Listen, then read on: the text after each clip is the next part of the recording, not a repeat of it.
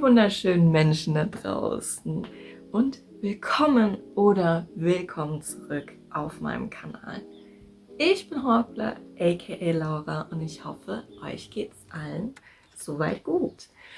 Heute habe ich was ganz Besonderes geplant, und zwar möchte ich heute Löwenzahn zu Farbe verarbeiten bzw. Löwenzahnpigment herstellen und euch einfach auf diesen Prozess mitnehmen, euch zu zeigen, wie ich meine Pigmente herstelle. Ich zeige euch also, wie ihr selber so eine kleine Flasche mit Pigment herstellen könnt, die ihr dann in ganz verschiedenen Weisen eben verwenden könnt. Und bevor wir natürlich ans Pigment herstellen denken können, brauchen wir natürlich unsere Hauptzutat, welche in dem Fall eben Löwenzahn ist. Und dafür gehen wir erstmal raus in die Welt, um eben Löwenzahn zu sammeln.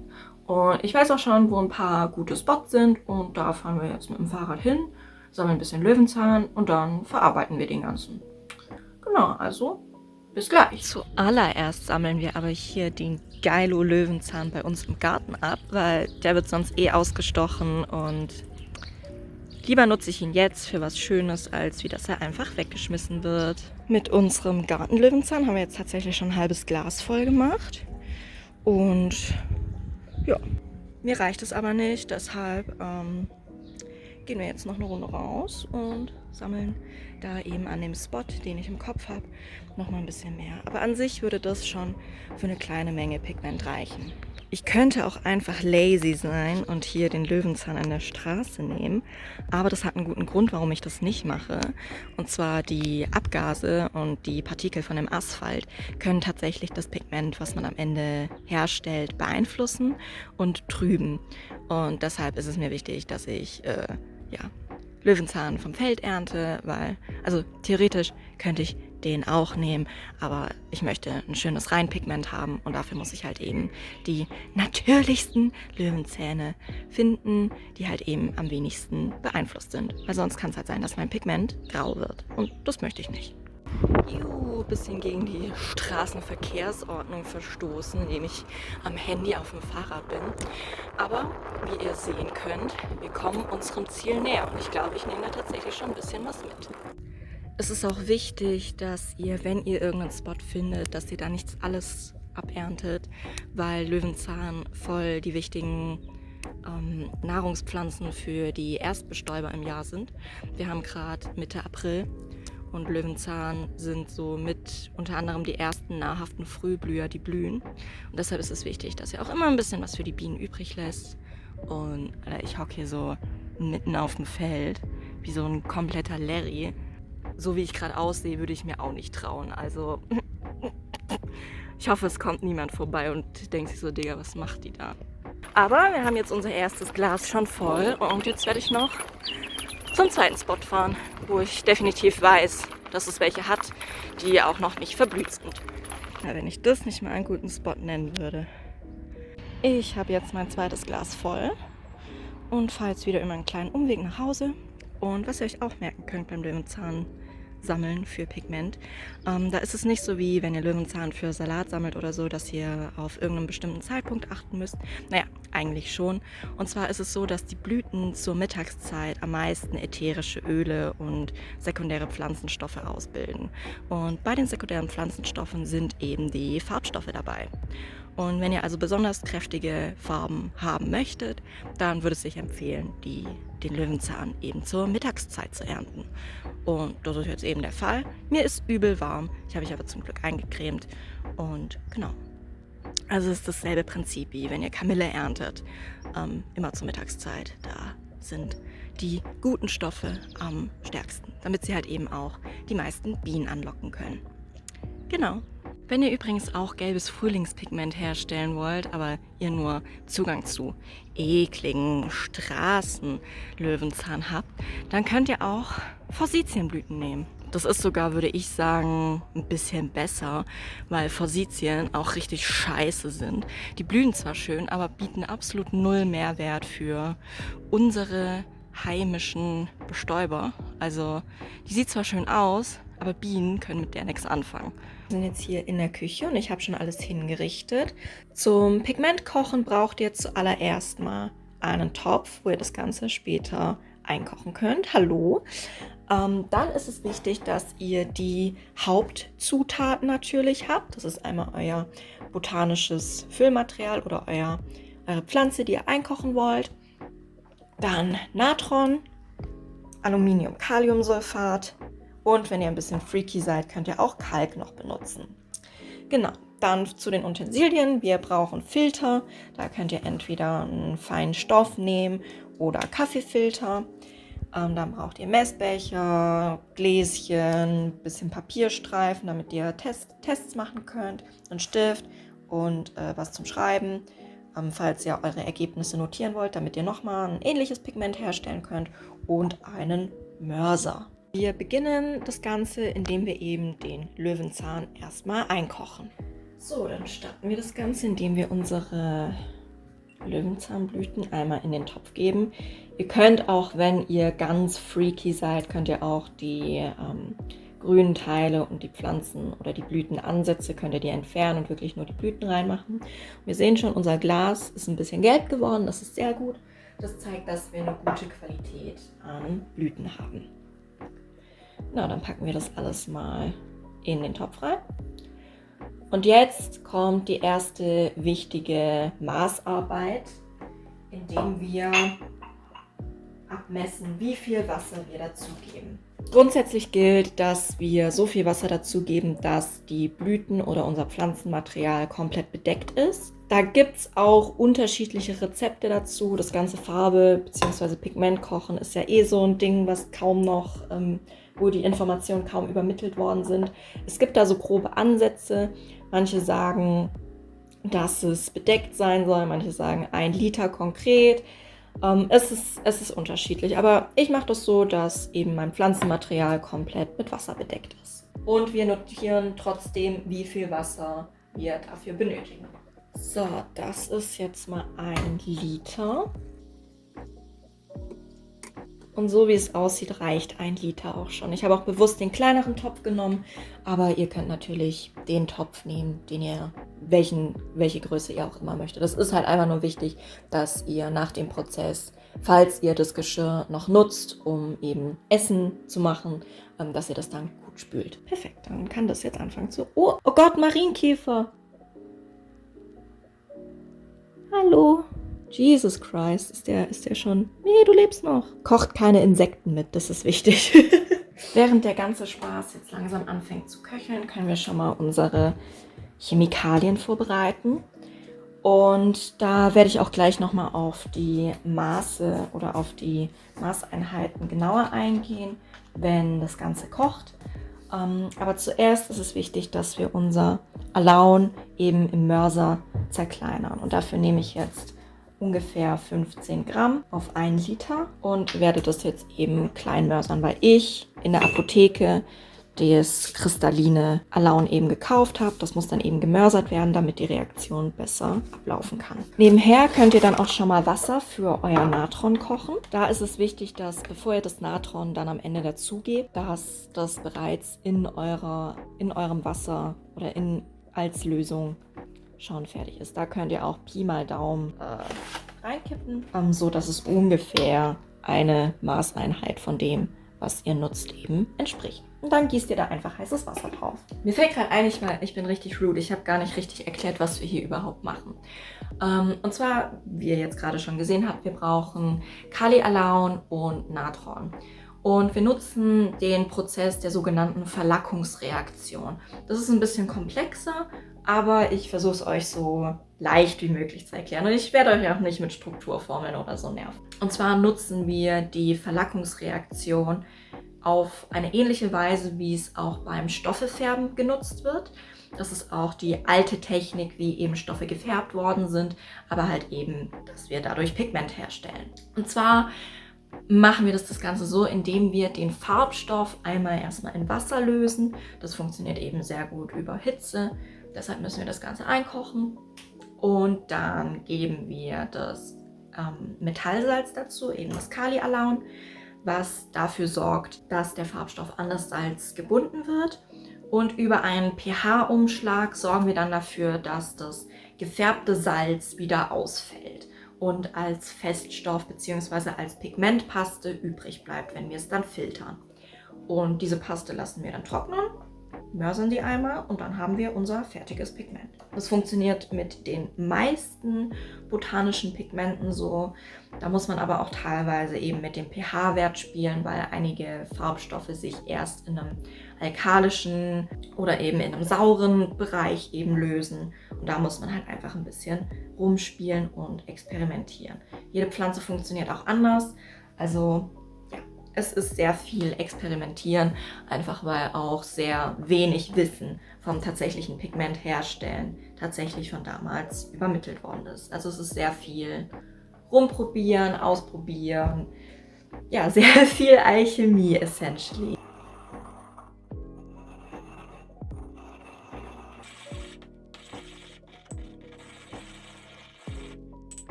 Unser Löwenzahnsud nimmt auch langsam Farbe an. Haha, tatsächlich. Also wenn ich hier, ich weiß nicht, ob man das, muss vielleicht von der Seite machen.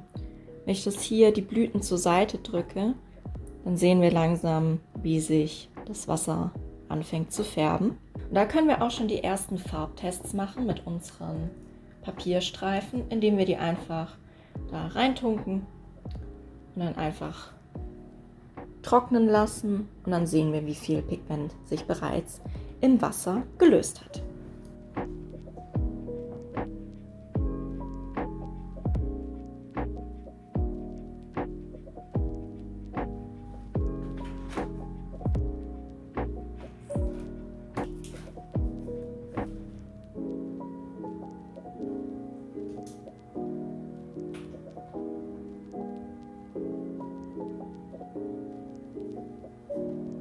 So, der ganze Spaß ist jetzt auch langsam fett am Kochen und es sieht schon sehr vielversprechend aus, weil die Bläschen auch schon langsam gelb werden.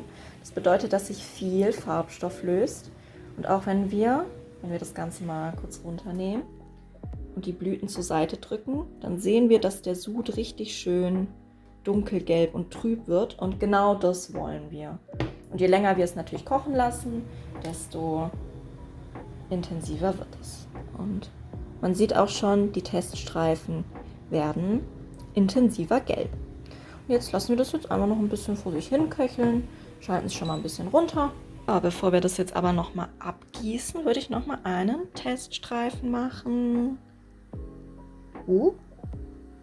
Ah ja. Sehr, sehr schön. Sieht schon sehr gut aus. Achtung, Achtung, heißer Shit. Entschuldigt das Küchenchaos im Hintergrund.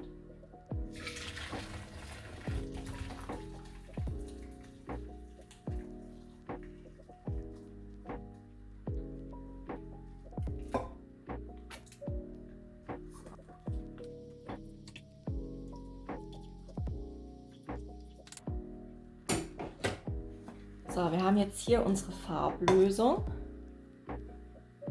die wirklich ein schönes Gelb angenommen hat. Und die geben wir jetzt zurück in den Topf. Weil es ist ganz wichtig, dass für die chemische Reaktion das Ganze auch warm bzw. heiß bleibt. Jetzt, wo wir das Ganze abgesiebt haben und unsere Farblösung an sich haben, können wir mit der tatsächlichen Magie beginnen, indem wir unser Alaun dazugeben. Da ist es wichtig, dass es auch nacheinander passiert und dass eben die Lösung warm ist. Da kann es dann auch passieren, dass die Farblösung nochmal einen Farbumschlag tätigt, beziehungsweise dunkler oder heller wird. Ich habe jetzt hier ungefähr 15 Gramm Alaun auf 1 Liter Wasser.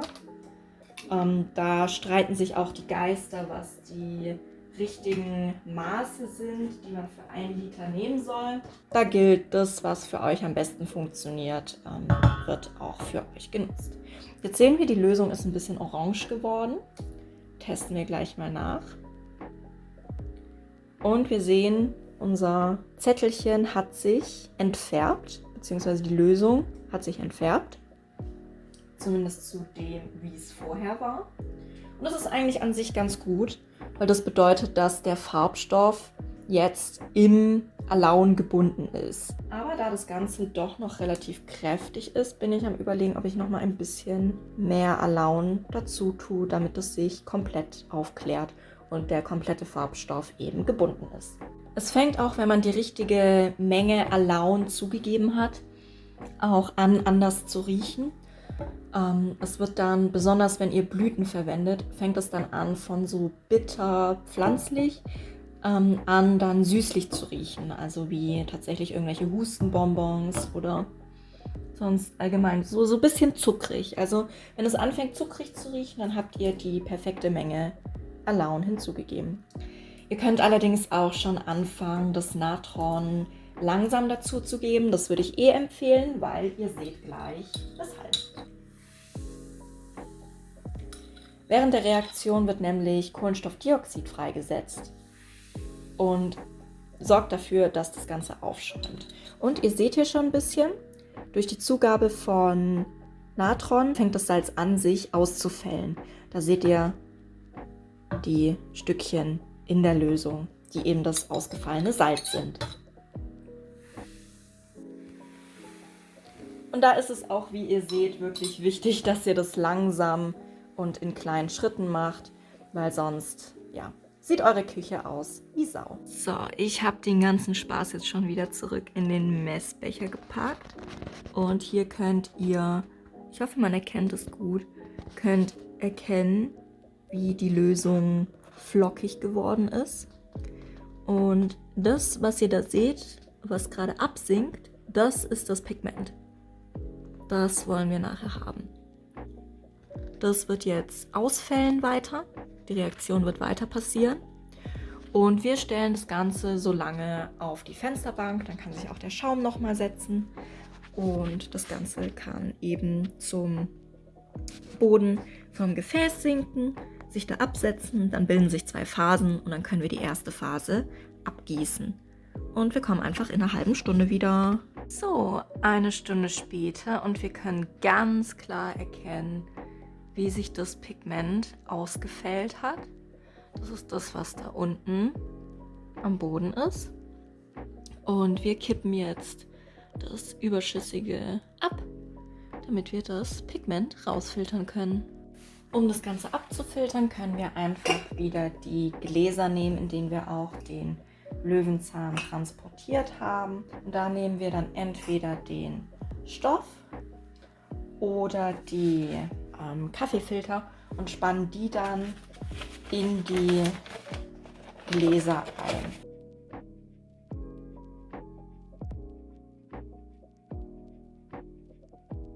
Und dann geht es auch schon an den tatsächlich spannenden Teil, und zwar in die Filter die Pigmentlösung einzufüllen, um eben dann das Pigment auszufiltern. Da gießt ihr das einfach langsam rein. Das ist wichtig, dass ihr das langsam reingießt, weil gerade der Kaffeefilter kann sehr schnell reißen.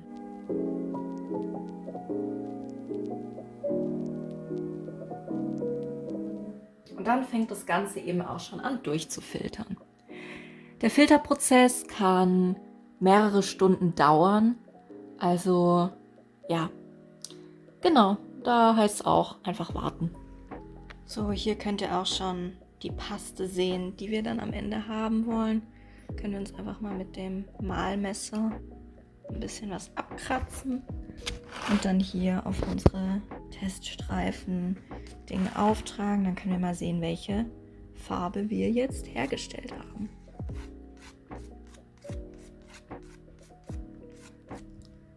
Das ist jetzt erstmal genau das Gelb, was wir kreiert haben. Tatsächlich ein bisschen grünlich. Sieht man aber auf der Kamera nicht so gut. Aber das Ganze kann sich auch nochmal verändern, wenn der Spaß trocken ist. Wenn ich auch gerade hier mein Farbergebnis sehe, das sieht man jetzt leider aufgrund von der Belichtung leider nicht so schön, juckt es mir auch irgendwie in den Fingern, das Ganze auch nochmal auszuprobieren, aber mit der Hälfte von Wasser zu probieren, dass meine Farblösung noch konzentrierter wird. Vielleicht kann ich ja dann das so erzeugen, dass meine Farb- oder meine Pigmentpaste tatsächlich auch mehr so diesen orangenen Stich hat. Das werde ich dann aber zwischendrin ausprobieren, weil bevor wir die Pigmentpaste zu Farbe anreiben können, werden noch ein paar Tage vergehen müssen.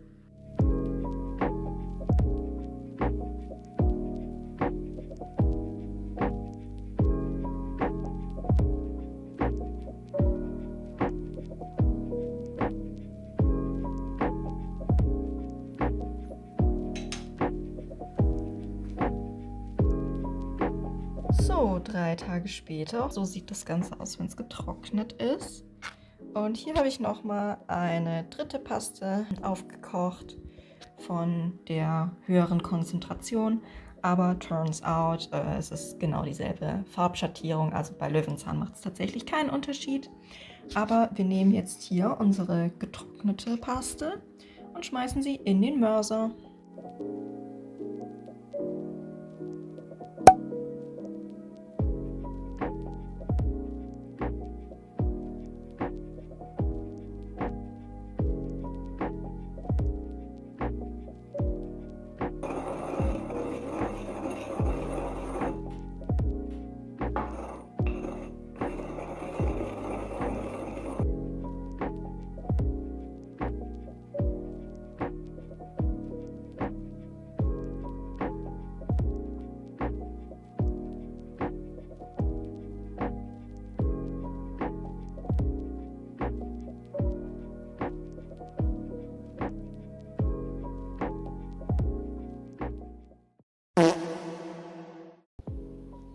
Es ist einfach schon Anfang Mitte Mai. Ich habe noch nichts in Richtung Pigmentverarbeitung gemacht. Aber es ist jetzt viel passiert die letzten Wochen. Unter anderem arbeite ich auf eine Ausstellung hin, bei der die Abgabe von den Werken am 10. Mai ist.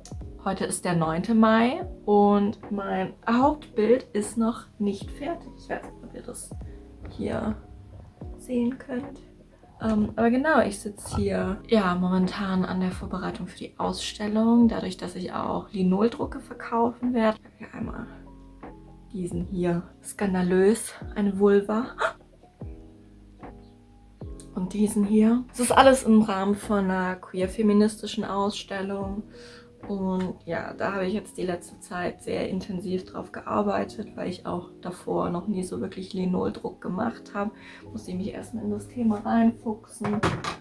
Und halt eben Prints vordrucken, damit die natürlich dann auch verkauft werden können. Da war ich ein paar Tage lang krank und auf jeden Fall arbeite ich jetzt momentan an der Ausstellung. Es ist ein bisschen frustrierend, aber es gehört halt auch zum Künstlerdasein dazu. Ich hoffe auf jeden Fall, dass ich demnächst die Farben machen kann, weil es fangen jetzt auch demnächst schon die nächsten interessanten Pflanzen an zu wachsen und zu blühen. Jetzt erstmal geht es eben an die Ausstellung und dann bin ich aber am Sonntag an einem Geburtstag und dann Montag, Dienstag muss ich arbeiten und Mittwochs bin ich auch und Zeit. Leute, Zeit als Künstler, wo nebenher noch arbeitet. Nee, es geht gar nicht. Geht gar nicht. Ja, Spaß beiseite. Ich hoffe, dieses Video kommt noch im Mai. Hoffentlich Ende Mai. Ja, es gibt so viel zu tun und ich komme trotzdem zu nichts. Und ja, keine Ahnung.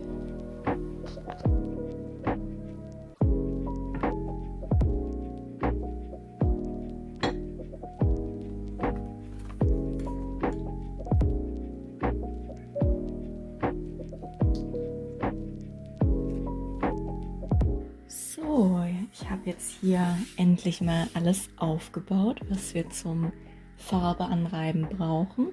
Ich habe hier noch eine kleine Flasche mit Wasser zum Sprühen. Und ja, was brauchen wir nochmal im Überblick? Wir brauchen eine Anreibeplatte, einen Glasläufer und natürlich das Pigment und unser Bindemittel. Bei mir ist es Aquarellbindemittel, also Gummi Arabicum. Wenn ihr andere Farben anreiben wollt, dann ist es natürlich ein anderes Bindemittel, Öl, Acryl oder ja, was auch immer euch beliebt. Ich habe hier auch mein Löwenzahnpigment und man sieht hier, ich habe es extra noch nicht ganz durchgemischt. Man sieht hier ganz deutlich den Unterschied zwischen dem weniger konzentrierten Pigment und dem höher konzentrierten Pigment. Das macht aber, wie wir in der Probe gesehen haben, relativ wenig Unterschied vom Farbauftrag her. Deshalb werde ich das jetzt einfach mal ein bisschen mischen, weil ich meine, später auf der Anreibeplatte wird es keinen Unterschied mehr machen und ja, ist letzten Endes egal.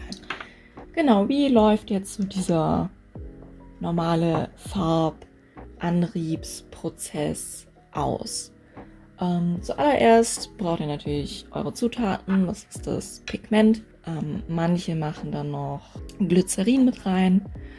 Ihr braucht euer Bindemittel und für die ganz gewieften, manche machen gerne noch ein Blütenöl rein, um die Konservierung nochmal anzutreiben, einfach auch zur Desinfektion. Und dafür nehme ich normalerweise immer Nelkenöl, aber ich habe das gerade gar nicht hier. Scheiße. Ich habe es gefunden. Genau. Normalerweise ist es so, dass man Farbe immer auf ein 1:1 Verhältnis anreibt und das genau abmisst. Ich bin da aber mittlerweile ein bisschen Pi mal Daumen. Also genau, also ich starte immer, indem ich meine Anreibeplatte einsprühe, weil dann einfach das Pigment auch weniger staubt. Fange dann damit an, das Pigment auf die Anreibeplatte aufzuhäufen. Dann nehme ich immer 2 bis 3 Mal Messerspitzen. Das ist eigentlich schon, also die Menge ist eigentlich schon viel zu viel. Die müsste ungefähr für 1,5 halbe Pfännchen reichen. Tendenziell eher mehr. Und tropfe dann da mein Duftöl rein. Das war jetzt viel zu viel. Aber sei es drum.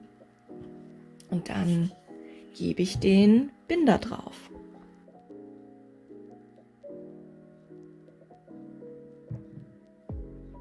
Und dann beginnt auch eigentlich schon der Mal- bzw. Mischprozess. Darf sich da am Anfang nicht von der Konsistenz einschüchtern lassen. Das Bindemittel, das zerfließt auch immer ein bisschen noch. Das ist am Anfang immer so, dass es sich so anfühlt, als ob man zu wenig genommen hat. Aber man möchte ja auch eine schöne konzentrierte Farbe haben. Und mit Wasser kann man es immer verdünnen. Genau, dann gebe ich dem Ganzen nochmal ein Spray. Und dann nehme ich meinen Glasläufer und dann beginnt der tatsächliche Mahlprozess.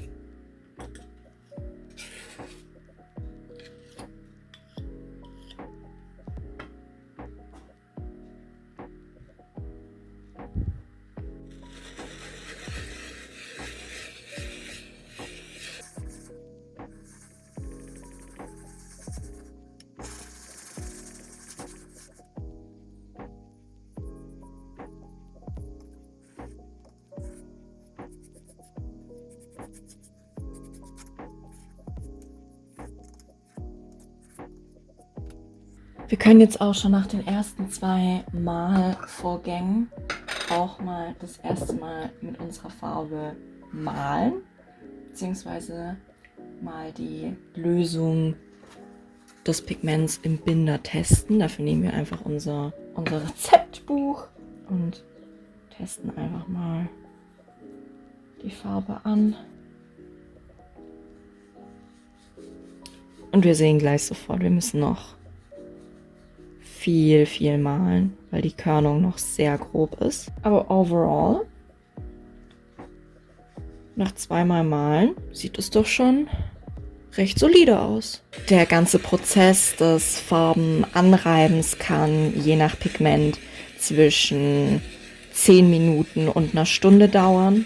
Also gerade bei Lackpigmenten ist es in der Regel schneller. Wenn ihr mit mineralischen Pigmenten arbeitet, dann kann das Ganze auch schon mal bis zu 3-4 Stunden dauern. Das ist immer sehr pigmentabhängig. Aber ihr könnt erkennen, dass eure Farbe feiner wird vom Gefühl, vom Geräusch und von dem, wie sich die Schmierspuren langsam auch einfärben. Wir machen das jetzt so lange, bis uns unser Farbergebnis auf dem Papier gefällt und uns zusagt. Und dann füllen wir das Ganze in unser Pfännchen oder auf unser Papier oder in eine Walnussschale oder in Kronkorken. Und dann lassen wir das Ganze abtrocknen.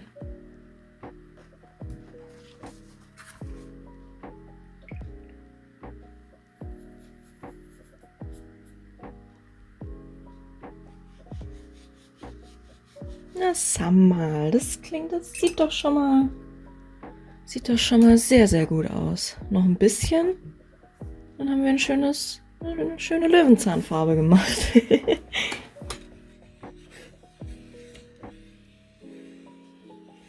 Oh ja.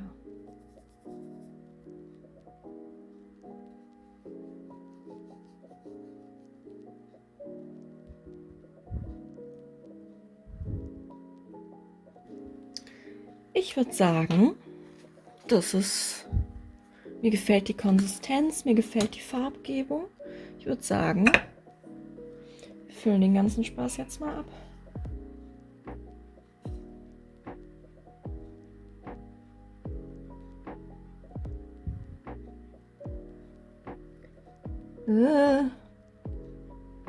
Es ist sehr schwierig, wenn eine Kamera im Gesicht ist.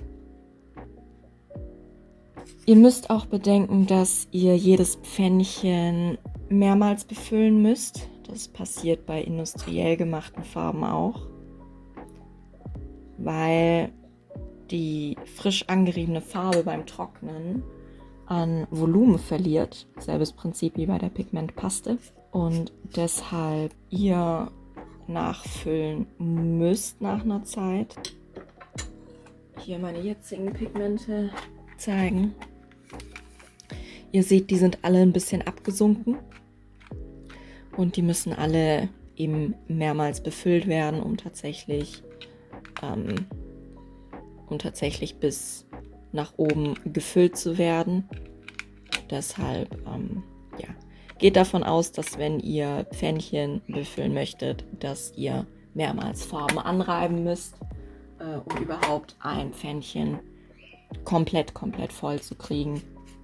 Aber jeder, der mit Aquarell arbeitet, weiß, dass selbst ein halbes Pfännchen, ein Viertelpfännchen schon lange reicht.